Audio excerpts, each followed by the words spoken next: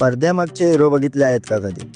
या आज दाखवतो। सर्वांच्या आयुष्यात एक असा व्यक्ती असतो ज्याचा हातभार असतो आपल्या सक्सेसच्या मागे, पण त्याला कधीच त्या गोष्टीचा क्रेडिट नसता पाहिजे का? कारण त्याला हे हवं असतं की आपण खूप वर जाऊ, त्याच्या स्वतःचा स्वार्थ तो कधीच बघत नाही।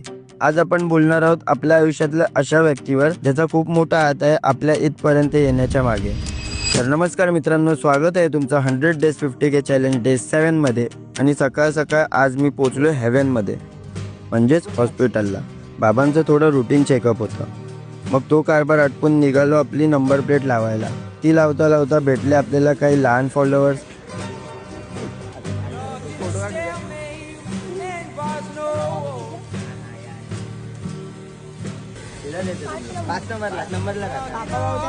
आणि मग त्यांच्याबरोबर पिक काढून निघालो कामावर। पुन्हा थोडा स्ट्रगल केला आणि इकडे भेट झाली काही कनली पोरांची, सेम आपल्यासारखी। ए अभी मैं क्या बोलेगा, मैं बोलेगा ना कारण का, तो तुम लोग बोलने का शो असतो आपला। क्या बोलेगा? क्या बोलेगा? स्वस्त नाही मस्त शो शो असतो आपला आपला। मैं बोलेगा कारण का, उसके बाद कारण का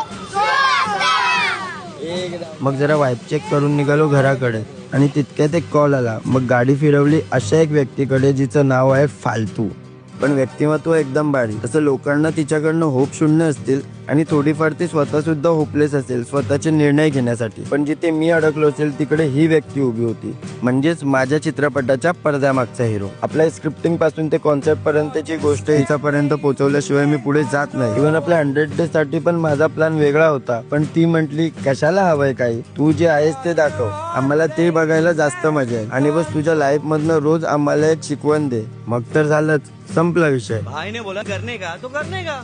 तर डिअर माऊ, डोक्याची आई नको हो, पण देवाकडे प्रार्थना करेल की असे पडद्यामागचे हिरो सर्वांना देव, कारण प्रत्येकाला अशा एका मित्राची गरज असते आणि माझ्याकडे तर असे खूप सारे आहेत, त्यातली ही पण एक आहे। तर मित्रांनो, टॅग करा तुमच्या पडद्यामागच्या हिरोला, जो विचार न करता तुमच्यासाठी सर्व करून जातो आणि म्हणा त्याला, भाई तू आहेस म्हणून मी आहे, तू नसता तर आज मी इथे नसतो। तर भेटूया डे 8 घेऊन, तोपर्यंत जय महाराजा।